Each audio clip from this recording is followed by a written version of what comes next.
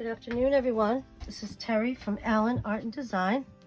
Hope everybody's having a good day. Got my coffee in my best Nana ever cup. Okay. I'm very excited today. I got my Foolproof Freeform Embroidery book written by Jennifer Clouston. It's amazing.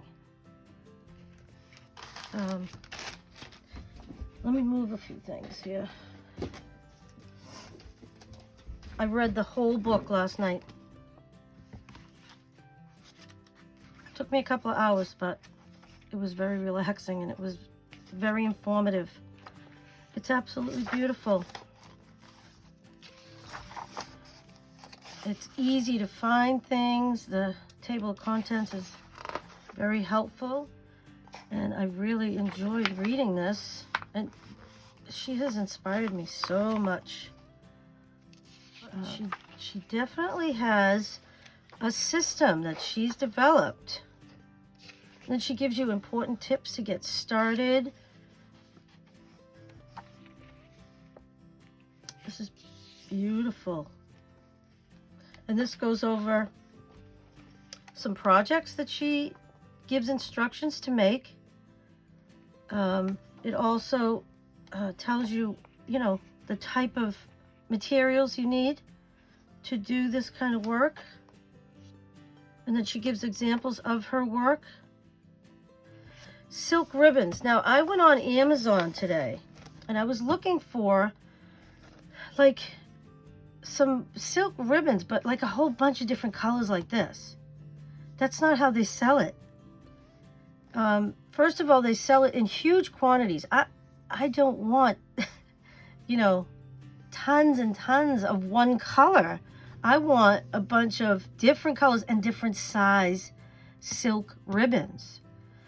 I was able to find an assortment of colors, but it was only in 4mm. So I'm like, well, at least I can get that to start with.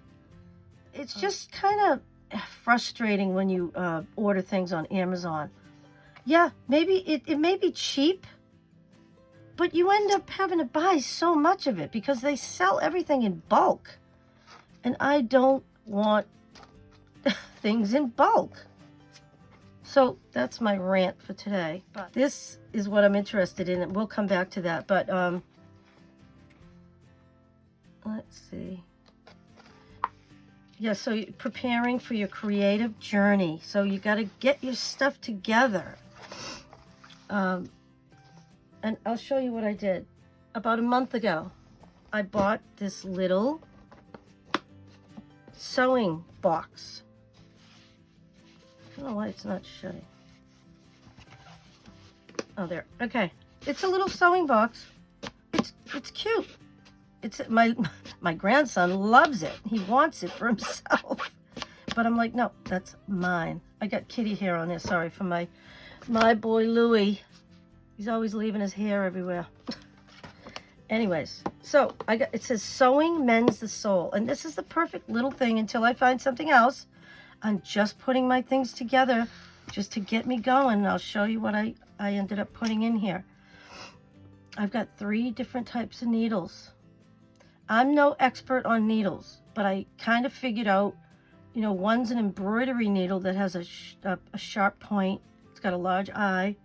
The other one is, it has a smaller hole. That's for thinner threads, but it's all the same length all the way down. This is good for finer stitching. This is for thicker threads. But it has a point and it's not blunt. And then this is one, I'm not sure if I think it's a milliner's needle. The eye of the needle is the same as the shaft on the needle. So it's supposed to make it easier to use. So I don't know. I don't even have like a little pin cushion or anything. I just stuck it on a piece of quilted material for now until I either make my own little one or figure something else out. I think I'll put some Velcro on it. And I'm just going to stick it right here. So that's where my needles are. And they're easy to find. I can grab and go. And then you can pull them off, use them, put them back. So that's what I'm going to do with that. I found a bunch of little containers, and I'm like, I try to keep everything contained instead of, all over the place. So I've got larger pins, and then I have like little applique pins. Let's see. I found this. This is, look at it, it's bent. It's a quilting pencil, and it says quilting clean erase. So it's like a chalk, like I could probably put it on the black here, and then it has an eraser. So it does work. So it's been in a package in the drawer forever. I don't know how it got bent. Like, I've never seen a pencil bent like that before, but whatever, I'll use it. I just want to use it up. I've got some beading needles. What's it say? It says beading. Yeah, beading needles. These are milliner's needles, and I've already taken the long ones out of the middle. These little tiny ones, I don't know if I will ever use them, but they came with the pack. I don't know. So then I have a little, look at these tiny little jars. Oh my God, they're so cute. Brand new in a package in the drawer. I mean, this is ridiculous. Beautiful little beads that I can use. I've never sewed beads onto material before. I'm excited to do it. So, oh, and they're all over the place, but whatever. I just think these are the cutest little, oh my God, the cutest little jars I've ever seen. So, and then I put some buttons. I'd really rather have brown, white, and black ones in here, but I couldn't even get at my button jar. But this is just a variety of buttons, but it's something to start with. And there's white in there and tan. And so I just wanted to have some in my little kit here. This is something I love to do. I create kits. Just recently created collage kit for journaling, and I just created an art kit for painting. So this is right up my alley. I love a kit, and this to me is a kit for stitching. All right, so what else do I have? I have a larger needle threader in case you need it. These larger ones are so much better than those little tiny cheap ones that you get. I bought this pack at Walmart, and there were 3 of them in it. They're great. I use it all the time. This is a little pair of scissors. I have another pair of these, and they're just very handy. Cute little scissors. I have a thimble. The thimble's good to put on your finger when you're stitching. So if you have to push the needle behind, you can, protect your thumb. It depends on what you're doing. It's good to protect your fingertips from needles. I'm always getting stabbed with needles and pins. Oh, this is just another little container. I'm sure I'll find something to put in there.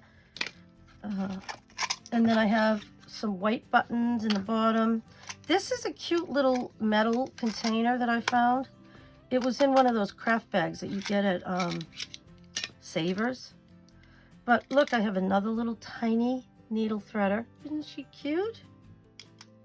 I wonder if that other one will fit in here. Maybe on the bottom. Let's see. I'd love for her to, yes. Good, she fits in there. Let me close this and we'll put it on top. Maybe you'll be able to see better. Okay, so I have my little needle threader. I've got a stitch ripper.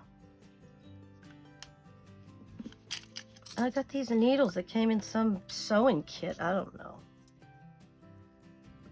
know how. You know what? I wish they had an app on a phone that you could take a picture of needles and then it would tell you what it was, what kind, what size it was. Wouldn't that be awesome?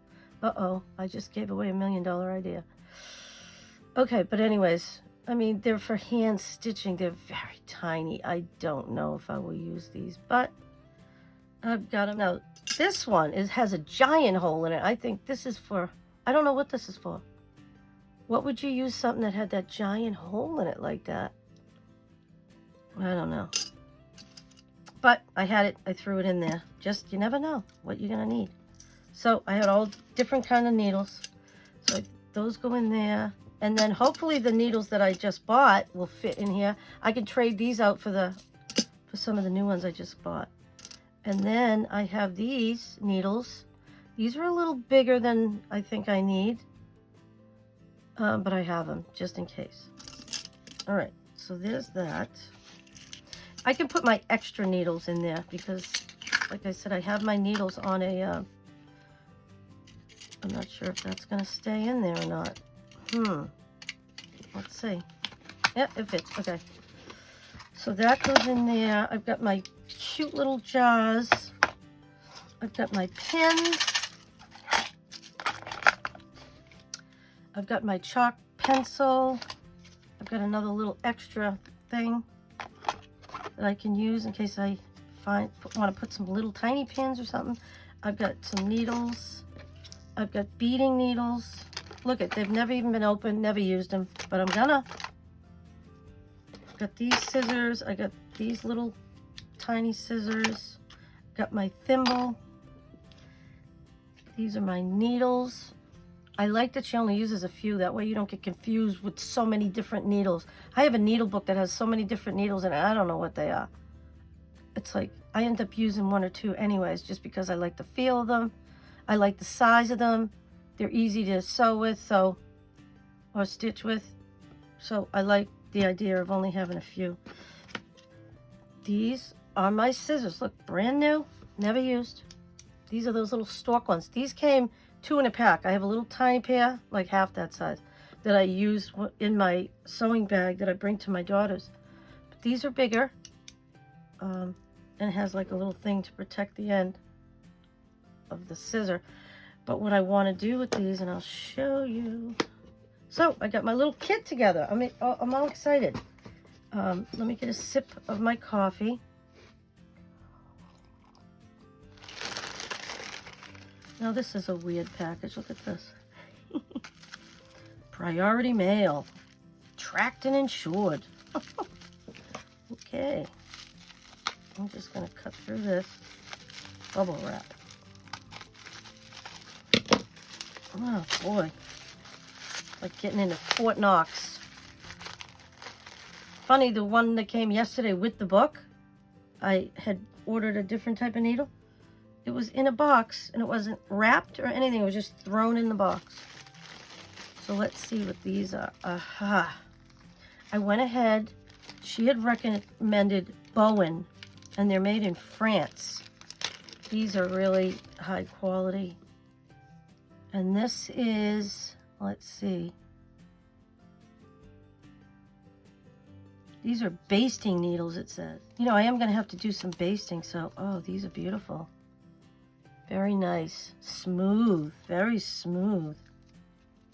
Very nice needles. So, I do need some basting needles. I don't have any, so there we go.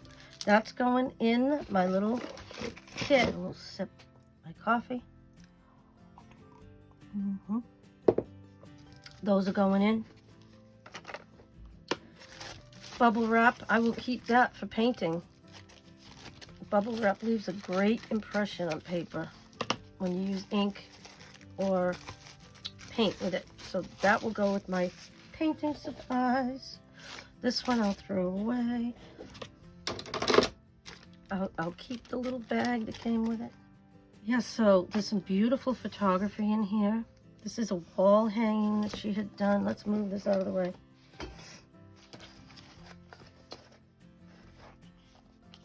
I love some of her old, like she's got these old wooden spools. There's her snippet roll. I've seen her working on that. That may not be the one that she's working on right now, but it is a snippet roll. And I'd like to try that. I've never done that before.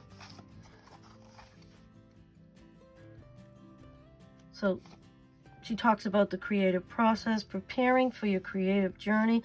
That's where I had to put my kit together, which I just did. Very happy about that. She has a basket with materials, a hoop, there's buttons and lace, and just to get all your stuff out that you think you might use. these are some examples of some of the beautiful stitching she does during her 15-20 minutes in the morning of stitching that she does. It's a meditative process that she does. I love it. And she just does small amounts. And if she's working on one thing, she can just work on one part of it. And then, you know, before you know it, in a few days, she'll have the whole thing covered.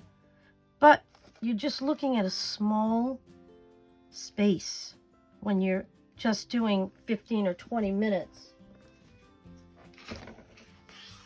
Okay. Yeah, she does. It's daily stitching and stream of consciousness. So I hear her say, stay present, stay present. So that means you're paying attention, you know, to what you're doing, and you're in the moment. I work with children. I'm a preschool instructor. And I have to say, working with children, the kids, they're only in this moment. They're not thinking about the past, and they're not thinking about the future. They're just thinking about what they're doing now and what they're going to do next in a very short span of time. They're in the moment, and when I work with them, they keep me in the moment. So I understand what she's talking about. She's got some beautiful tins and very pretty. And then the stitching necessities, which we just did. Oh, the thing that I didn't show you in my little kit is I found one of these little jars like she has in her thing right here. She's got a jar of water, and she has a Q-tip there. And I found a jar. I put a little elastic around them, so that gives me, you know, plenty. I want to show you that this is just a scrap of material. I did go ahead and I bought some of these fabric marking pens. So this is what she does.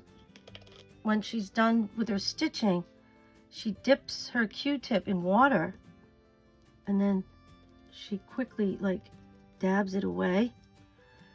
Because I'm kind of curious, I'd love to ask her, is the reason that she wants to get it off of there as soon as possible, is it because it might leave a mark? I've never used one of these in my entire life. I just bought these, but they work beautifully. I've only used the blue one so far. Let's try a different one. And they don't leave a mark. I would be curious to know, though, if you left that on there for like any length of time.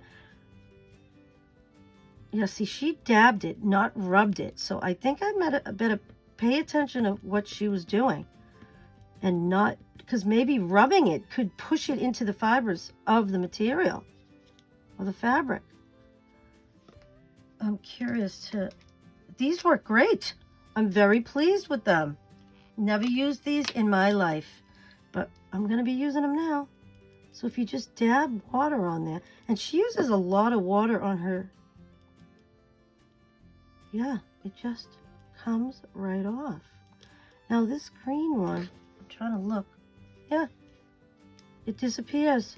I'm excited. I like this so you don't have to dig out your iron, because a lot of these are, you know, they remove with heat. So this is going in my kit, and you got to make sure you get a little jar that's watertight. And I know when my grandson comes over, he's going, Nana, what happened to that little box? I want to play with it. And I'll show him all my stuff in here, and he'll be like, oh, that's cool. He loves things like this. He's going to be 4 at the end of the month, and he's just the smartest little thing. But he's very curious. So I'll show him my kit. So I'm going to come back to this in a little bit. Yeah, so this is where she shows how you use one of those pens to draw out a design on your material. Once you stabilize your material, that's the first thing you have to do before you start anything, is stabilize your material. And I went ahead, I have a video that I just did, my last one. It was about me stabilizing material and putting everything in hoops. So I'm ready to go. And I love how she uses men's suit material. I just love, look at the colors. They pop right off of the dark background. I love it. And here's some crazy quilting. I've never done that before. That's very intense. And then I guess this is like some kind of English paper piecing, which I don't know anything about. Gonna do a little research, find out what that's all about. But she recommends a rotary cutting board, a cutter, a mat, and an iron, which I have all of those. And these are different size hoops, and there's different kinds. There's plastic, there's wood, you know, there's round, there's square. And then I have a cutting mat, and this talks about fabric stabilizers. So there's a bunch of different ones, and you have to try them out and see which one you like. I'm using what I have in the drawer, which has a whole bag of some of this that you can use to stabilize your material. It doesn't have any sticky stuff on it, but I have a pack of double-sided sticky stabilizer stuff that I use to make this stick.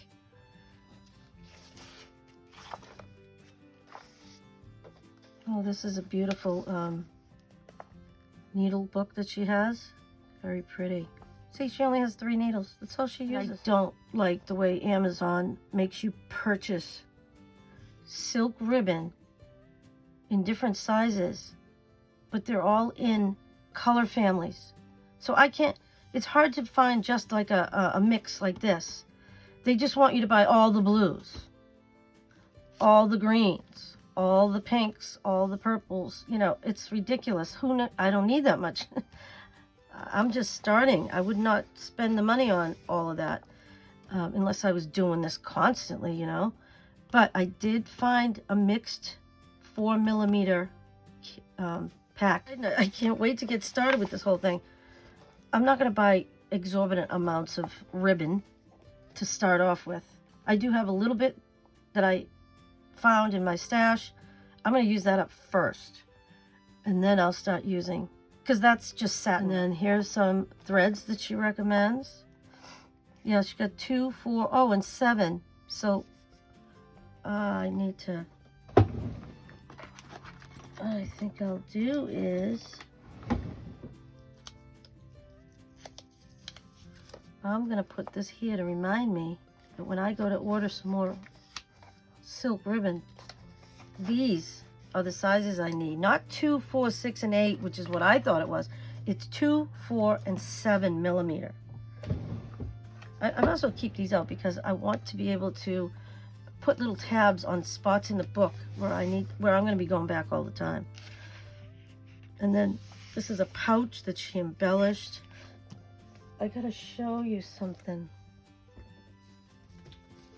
She had recommended that when you're first starting out, you can just use these kits that, you know, you can buy. And I have a few, and that's exactly how I'm going to start this process. Is I'm going to start working on and using up the kits that I have just for practice. But I got to show you what I found. Look at this. This was on a big rectangular sheet. I had no idea what this was. I bought it at a church sale. I didn't even really look at it. And then I just took it out today and I looked at it and I said, oh my God, I know what this is. It's a pouch. It's already ready to go. I just have to finish doing the stitches. Now, I think they call this crewel work. I'm not really sure, but isn't that beautiful? What it looks like to me is a bunch of chain stitches. Satin stitch. There's some French knots. Straight stitch. So it looks like they only used 4 stitches on this, so I can do this. And then you blending the colors. That's cool. I've never done that. It's like an ombre effect. Love it. I'm gonna finish this side, and then I'm gonna do the other side exactly the same. I'm gonna turn this into a sewing pouch. I'll sew it with the sewing machine. I'm not going to hand stitch it. I think it holds better if it's sewed with a sewing machine. But, you know, a lot of people just hand sew it, and that's fine too. Do you? But isn't that gorgeous? It's going to be beautiful.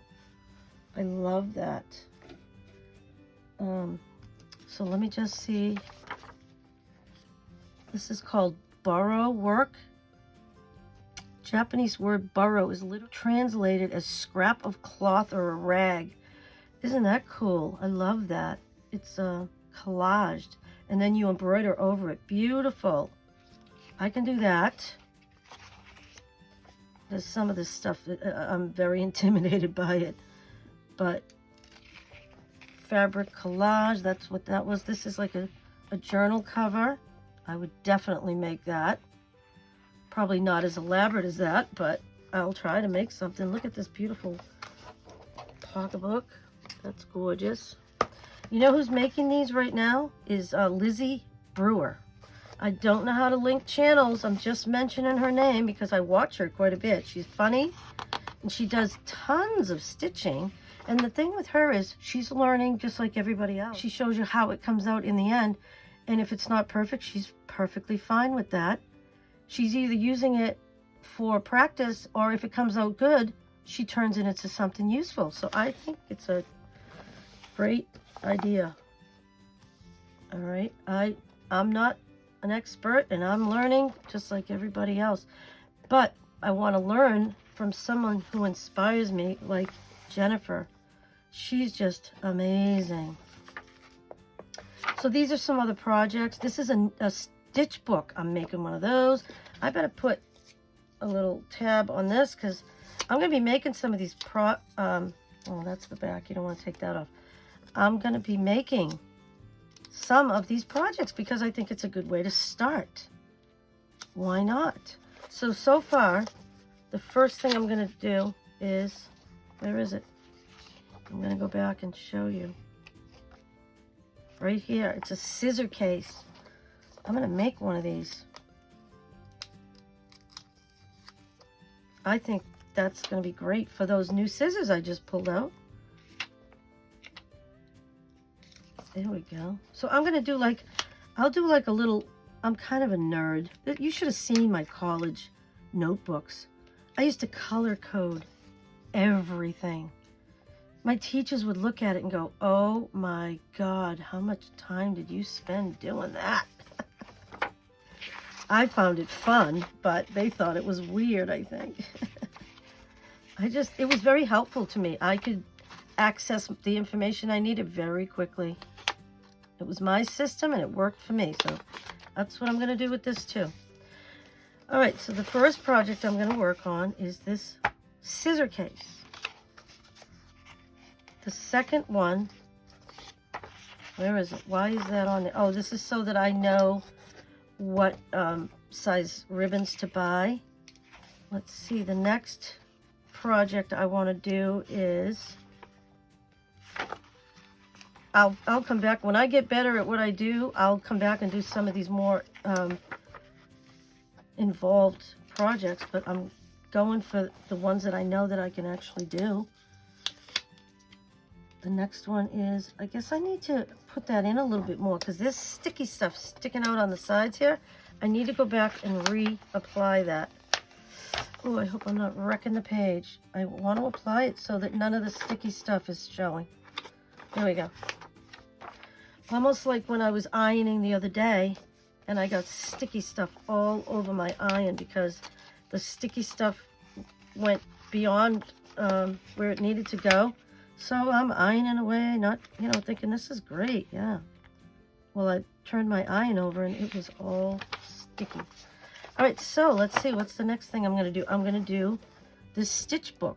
So I've got two projects in the back of my mind that I'm gonna be working on once I get organized and I get going. Let's see. Yeah, so this is the stitch book. What you do is you take a piece of material and then you put some batting on it. And then I think you put another piece of material over it. So that's your cover. You could stitch it together so you have a nice cushy cover. And then you have your pages. They're double because they're going to be closed in half. So you have to, whatever this side is, you need to have the same amount on that side, and you have a crease in the middle. And once you've stitched them, there's only stitching on one side. The back is just the back of your stitching, but the next page, if you put the backs together and stitch them around, that becomes a page in your stitch book.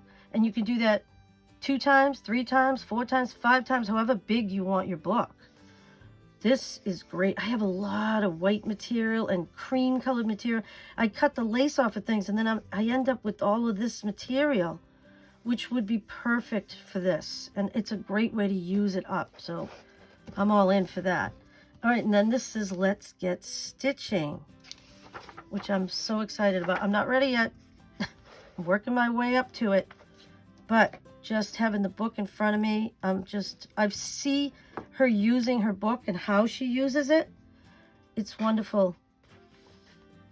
And she talks about nuggets of goodness with pressure points, and you can make them as elaborate or as simple as you want.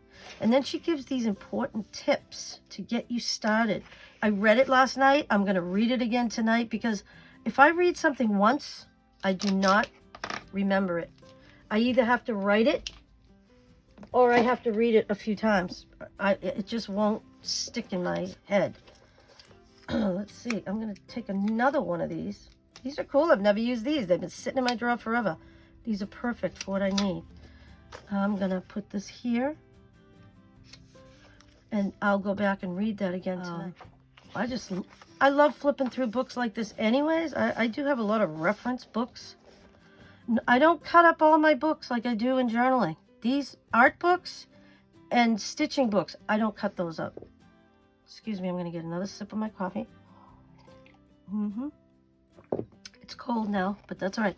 So she starts with the foundation stitches. And a lot of her work is vertical or it curves. And this is the best way to start, was doing these like vertical and practicing. You can just do a whole page just of, let's see, it says make the foundation stitch large enough to accommodate additional stitches and beads. So you need to make it big enough so that you can add all these things, and there's space to add it. And there's feather stitch variations. So these are all different types of feather stitch. I can't wait to start on all these. So when I make that stitch book, I'm probably only going to do 5 or 6 different stitches that I'll use on a regular basis. And then if I want to learn more, I can make another book with some more in it. But I just need one that's like a basic foundation of stitches. And it will be beautiful to look at. So that's another thing. That's a great way to start. Once I make my little scissor keep and put that in my little kit, then I'm ready to start a stitch book, and that's where I'm starting. Plus, I'm going to be practicing. Once I learn a new stitch, I have things that are already ready to go for me to work on, and I can practice. I babysit my granddaughter Mondays and Tuesdays all day long, and she sleeps for 2 hours every day, sometimes an hour and a half. That's plenty of time to do some stitching. And I bring my my sewing bag with me. And it's got pouches with all my stuff in it and extra material. And then I have needle books that I've already started and that I'm working on. And then I'll have some of these embroidery kits to work on. So whatever I feel like doing that day, I'll pull it out and work on it. I don't need to take something and finish it right away. I like to be able to mix things up. Just like if you look at my channel, I do a lot of different crafts. I don't do one thing all the time. I love to mix it up. It just makes life more interesting. It keeps me, creative, because I'm constantly thinking of new ways to do the things that I do within that category of crafts. And if you look on my channel, I have a ton of playlists. And I think playlists are fantastic on YouTube, because all the videos I've done are under each category of craft that I do. So that's just another way to organize your information, and I think it's great. Now these are horizontal foundation stitches. This is great. And I haven't done a lot of, I know how to do that kind of thing. I haven't done this one. So I'm going to try I don't need to practice the ones I already know. I need to put the ones that I'm just learning in that book. So these are beautiful. That's simple and easy. I haven't stitched with satin ribbon yet. I'm gonna try with silk ribbon. I'm gonna try with the satin ribbon first, just because I want to use it up. It looks like so much fun. So I'm very excited. These, you put them along your foundation stitch. So there's tons of examples. They're beautiful. And they're very simple stitches. They're straight stitches. She does colonial knots. She doesn't use French knots. I know how to do French knots, but I want to learn a colonial knot. She does a lot of straight stitches. She does a lot of lazy daisies. She does chain stitches. I just love this. So these usually consist of much finer stitches. They're very fine stitches, and they're curved throughout the whole vertical foundation stitch. It's beautiful. Look at this. Gorgeous. Beautiful. I've never stitched sequins or beads onto material in my life, and I want to learn how. I would cover the whole thing. I would cover it with beads and cover it with sequins. Once I get going, I'm going to go overboard. I know I am. But that's okay. It'll be fun to practice. I think this is going to be a blast. I am so excited about this. Look at this. Beautiful nuggets of goodness. Oh, Sweet Delights. Sweet Delights. And then nuggets of goodness. Let's see what it says about nuggets of goodness. I love that expression. No, it's important that your finished stitch combination extends all the way to the top of the foundation stitch. So it needs to go all the way up to the top. Wow. Like this. Beautiful. I just stitched something like this onto a stabilized piece of fabric. I am nowhere near ready to start on that piece. I'm saving that for when I learn enough to be able to just do the whole thing. But for right now, I'm just going to do the pages with the new stitches and the new elements that she's introduced, because I don't know how to do all this stuff, but I'm gonna learn. I am so excited. I haven't been this excited about a craft in a really long time. I just wanted to thank Jennifer for this book. Is amazing. It's just wonderful, and I love watching her stitch. Beautiful, just beautiful. I love it. And I love how she starts with a foundation and just continues to add all different types of elements that add so much to each piece. I can't wait to get going. Oh, wow. Look at all this. Beautiful. So these are great for practicing. And then these are like finished ones. Beautiful. Look at these. Oh, my goodness. Gorgeous. It looks like she's only used 4 colors in this one. There's a light green, a dark green, a medium green, so there's 3, and 2 different colors of purple. So she's used 5 colors there. Beautiful. Look at that. I just think fantastic. And at the end of the book, I got to put another tab. Let's see what I started with. What's my first tab? Orange. Because there's only, what, 4 colors? Orange. Oh no, yellow. This gives you a diagram and a description of every single stitch that she uses in this book. This is great. I love this. All right. And then I think those are all the different stitches and all the, the instructions. And then she has a gallery of her work, which is amazing. Look at that beautiful purse. Wow. These are gorgeous. Beautiful. Look at that. I'm getting ready to do, I'm definitely going to be doing a pouch. I'm going to do that pouch I just showed you, but I have another one. Let me show you this.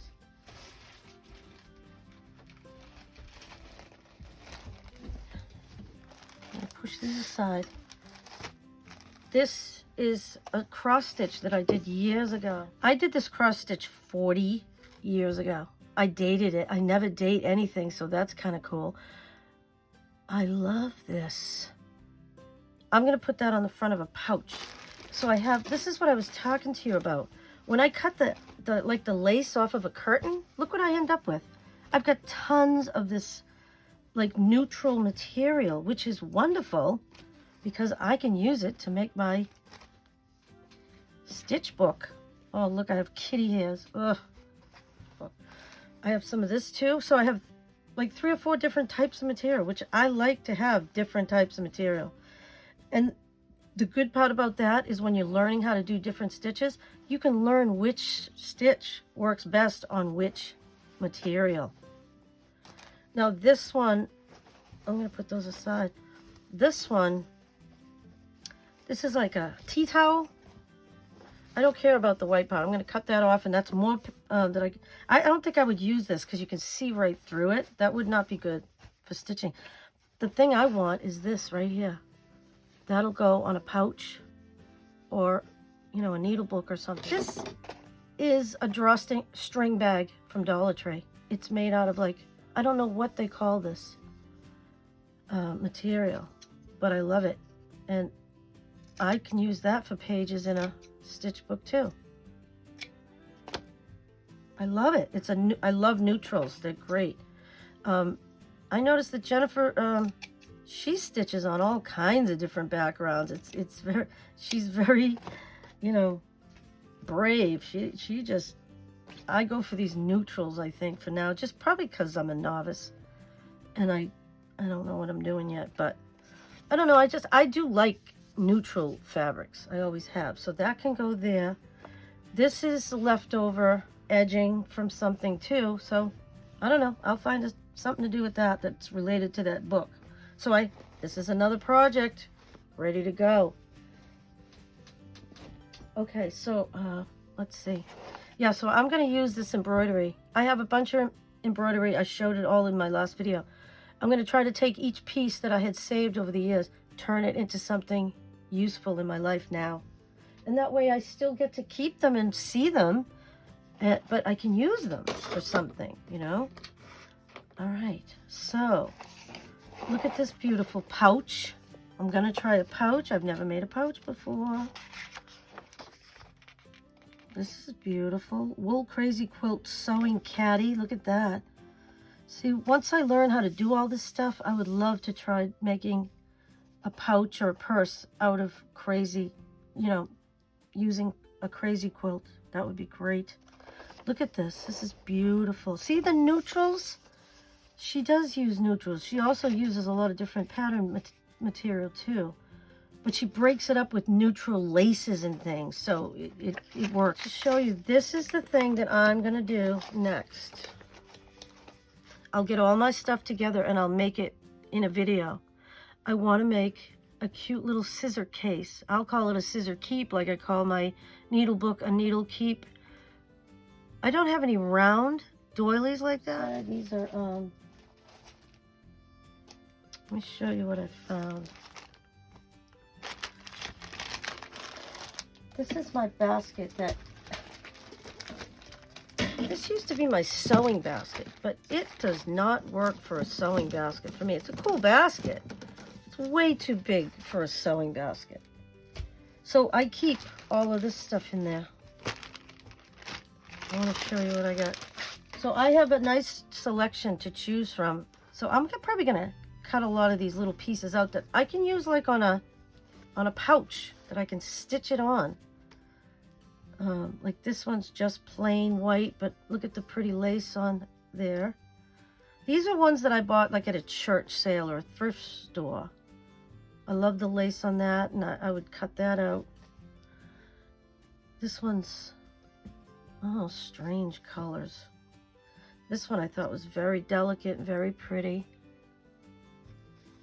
Same thing with this one. Isn't that pretty? I would just cut that all out and use that on the front of a pouch. Look at that. Beautiful. Okay, I'll move those aside. This is what I wanted to, I'll show you the big piece and then I'll show you these. This is, I believe this is a table runner, or is it a tablecloth? Oh, I guess it's a tablecloth. Look at the cool coffee stain on there. I love that. And this is very, you know, old and worn, but I would just cut all this stuff out like this and use it for the flap of a pouch. So that's what I'm going to do with that one. I've already got some things cooking in my head here. I want to show you this. I'm going to put the book aside. I just want to say that I think this is an amazing book. Jennifer Clouston did a fantastic job on this. And she had mentioned that her husband helps her with all of this. And he does a great job. It just looks so good. This is my mother's handkerchief collection. I haven't looked at this in, she's been gone almost 8 years. I took it from her house and I said, oh, I'll keep them. I stuck them in the bottom of a, you know, like a sewing thing that I use. And I haven't looked at them since then, but look at these. This I feel like would look fantastic on some wool material, like from a man's suit. I think that would be beautiful. I'm gonna have to go to the thrift store now and buy some suit coats and things that I can cut up and use the material. This one I'm not thrilled about, but I'll find a way to use like the lace and stuff. And you can use that for like the backing of something. I'll use it up. I'm not gonna waste it. Look at these. They're beautiful.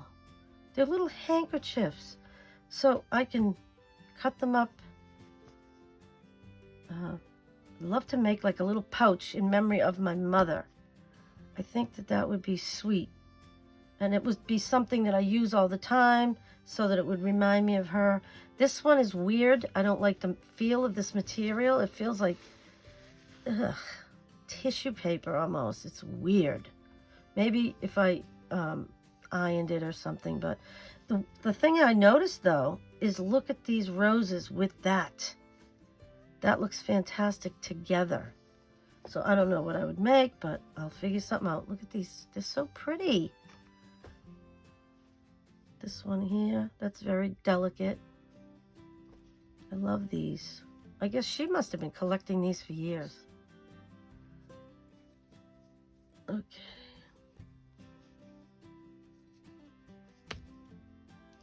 Beautiful. That's an old school pattern. Look at this one. This one I thought that would be beautiful.